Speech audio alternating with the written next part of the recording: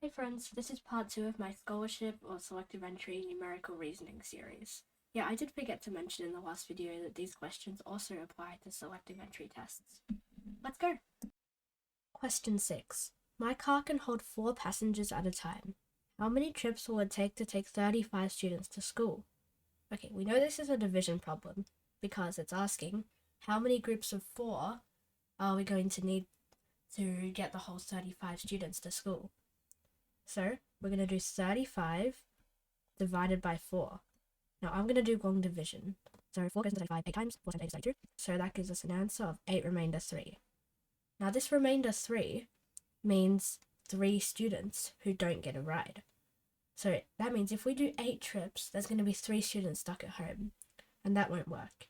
So we need to round this 8 up to the nearest whole number so that we can get all the students to school. So 8 to the nearest whole number is 9. So the answer is 9 trips. Question 7. I have 16 chocolates and my brother has 4. How many chocolates do I have to give my brother so that we both have an even amount? Okay, what we're going to do is we're going to find out the total amount of chocolates so we can find out how many they both need to have an equal amount. So to find the total number of chocolates, we have to add my chocolates and my brother's together. So that is 16 plus 4, which equals 20. Now we need to divide the 20 by 2 to find out how many we both have to make it even. So 20 divided by 2 is 10. So we both need to have 10 chocolates. So how many chocolates do I need to give my brother if I have 16? So I have 16 and I'm supposed to have 10. How many extra do I have? So we can do 16 minus 10 to figure that out. And that gives us an answer of 6. So I need to give my brother 6 chocolates. Question 8. This is called a magic square. What number should the question mark be replaced by? Okay, in a test, I would definitely recommend leaving this question till the end and then coming back to it if you have time, because patterns can take quite a while to find. But if you're coming back to it, this is how you do it. So let's look for the pattern. So let's look in this first row. So we have 1, 3, and 5. What can we notice? What's the relationship between these 3 numbers? So from 1 to 3, it goes up by 2, and from 3 to 5, it goes up by 2. So in this first row, all the numbers are going up by 2. Let's check the last row to see if this theory is correct. So we have 5, 7, and 9. 5 to 7 is plus 2, and 7 to 9 is plus 2. So in the last row, the rule is also plus 2. So in the middle row, the pattern should be plus 2, right? Let's look for one more pattern just to make sure that's correct. So from this 5 to the question mark, what's the difference between those 2 numbers? We can check that by saying what the difference between the 7 and this 5 here is. From 7 to 5, we are subtracting 2. So from 5 to this question mark, we should be subtracting 2, right? Which would mean that this number would be 3. And 3, 5, 7, all of those numbers go up by 2, which means that the answer is 3. Question 9. What is the next number in this pattern? Again, definitely recommend leaving this question until the end. Okay, so let's see if we can find a pattern between this 2 and the 12.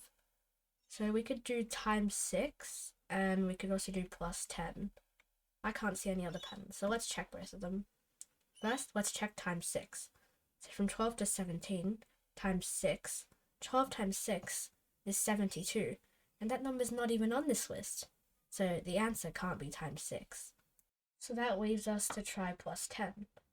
So 12 plus 10 is 22, but the next number is 17.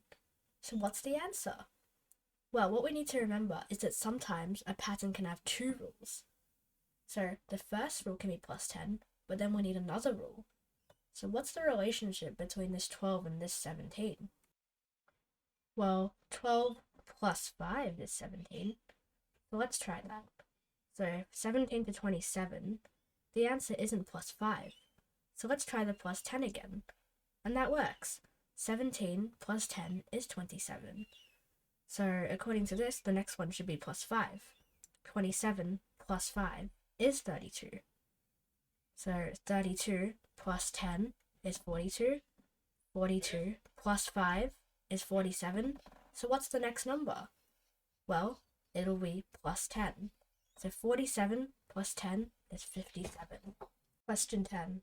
Which matchstick should be removed to make this equation correct? Alright, so already looking at this, we can see that C can't be the right answer, because every equation needs an equal sign. Alright, let's try A now. Well, if we were to get rid of A, that would make it 3 plus 1 equals 3. And 3 plus 1 equals 4, so that's not correct. Let's try B. So if we were to get rid of the vertical matchstick in this addition symbol, that would make it a subtraction symbol. So 4 minus 1 equals 3, which is correct. So the matchstick that should be removed is B. And that's the end of part 2 of my numerical reasoning, scholarship, or selective entry tests video. So if you enjoyed, please subscribe. It will motivate me to make part 3, and I'll see you in part 3.